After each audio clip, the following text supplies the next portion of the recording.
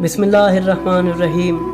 اکثر کتابوں میں بنی ہاشم سے میدان میں جانے والا پہلا شخص حضرت علی اکبر علیہ السلام کو ذکر کیا جاتا ہے، اور زیارت ناہیہ میں بھی یہ آیا ہے، سلام ہو تم پر اے بہترین باقی بچے ہوئے ابراہیم خلیل کی نسل سے پہلے شہید، خدا کی تم پر اور تمہارے والد پر رحمت ہو۔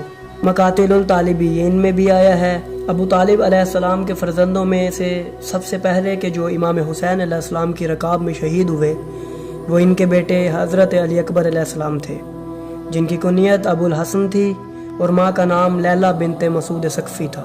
جناب علی اکبر علیہ السلام اپنے بابا کے پاس آئے اور میدان میں جانے کی اجازت طلب کی۔ امام نے اپنے لال کو میدان کی اجازت دی اور سر آسمان کی طرف اور شہادت کی انگلی اٹھاتے ہوئے یہ فرمایا، اے خدایا تو گواہ رہنا اس قوم پر کہ اب جو یہ جوان ان کی طرف جنگ کرنے جا رہا ہے وہ رفتار اور کردار میں لوگوں میں سب سے زیادہ تیرے رسول حضرت محمد صلی اللہ علیہ وآلہ وسلم سے شباہت رکھتا ہے۔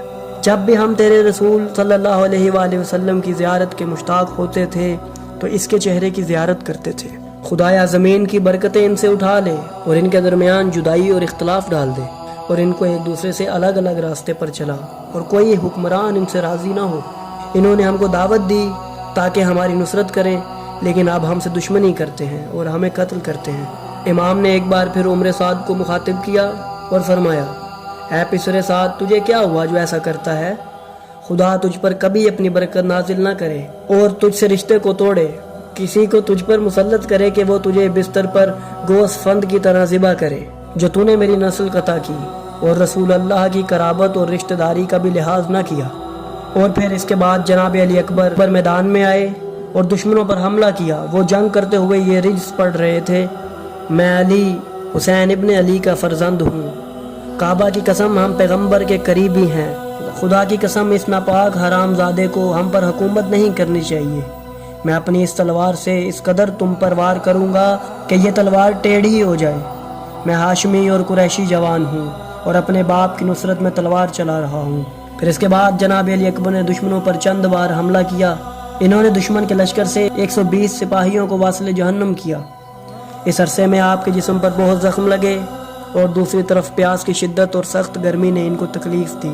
وہ اپنے بابا کے پاس واپس آئے اور فرمایا، اے بابا جان، پیاس نے مجھے مار دیا اور اسلحہ کے بوجھ نے سخت تکلیف پہنچائی ہے، کیا کچھ پانی کی سبیل ہو سکتی ہے تاکہ دشمنوں سے لڑ سکوں؟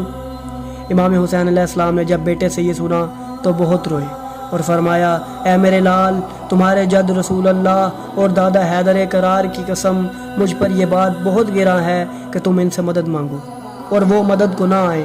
اس کے بعد امام نے اپنی زبان علی اکبر کے منہ میں رکھی اور اپنی انگوٹھی ان کو دی کہ اس کو اپنے منہ میں رکھ لو اور واپس میدان میں جاؤ، جلد ہی تمہارے جد تم کو سیراب کریں گے کہ جس کے بعد تم کو پیاس نہ لگے گی۔ جناب علی اکبر اپنے بابا کے حکم سے دوبارہ میدان میں گئے۔ انہوں نے اس بار یہ رجز پڑھا، جنگ کی حقیقت ظاہر ہو گئی اور دلاورانہ حملے ہمارے شروع ہو گئے، خدا کے عرش کی قسم ہم تم سے جنگ کو ترک نہیں کریں گے اور اپنی تلواروں کو نیام میں نہیں رکھیں گے۔